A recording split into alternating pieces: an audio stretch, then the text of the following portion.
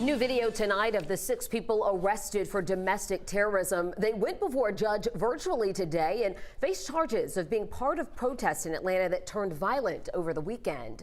It is all related to unrest over the planned construction of a new public safety training academy southeast of the city of Atlanta limits. 11 Alive's Doug Richards has more on what happened today. One by one, the 6 protesters appeared before a magistrate at the Fulton County Jail. All had been charged with domestic terrorism, arrested after protest marches crossed through downtown Saturday.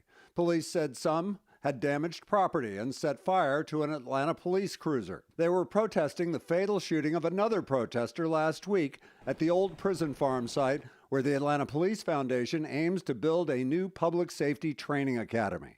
The protester who died had fired a gunshot, injuring a Georgia State Patrol trooper before other officers returned fire, according to investigators. Well, I'm not sure if they happened the way I hoped they would. They happened. Kamau Franklin has been among the leaders of the movement he calls Stop Cop City. I think there were a lot of people who were both sad and angry that a friend of theirs, someone who I think a lot of those young folks knew and worked with or cared about, who they shared similar politics with, was killed by the police. But is it hypocritical or is it inconsistent for those who oppose police violence to become violent themselves when protesting it? I think it's the wrong frame to even look at it.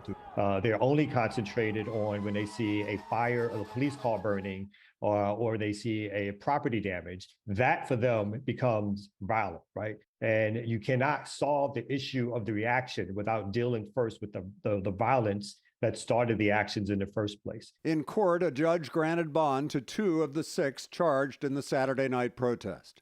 Police have identified 5 of the 6 as from outside of Georgia. 7 other people arrested at the training site last week were also from out of state, which is just fine with Franklin.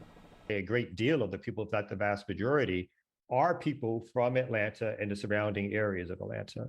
But we welcome people who come from outside. We think calling people outsiders or outside agitators is the language of, to be quite frank, racial segregationists, right? That's where that language was picked up from. Historically, Franklin isn't wrong. Politically and legally, the question is whether the already delayed Atlanta Public Safety Training Center project can get off the ground with so much ongoing fiery backlash.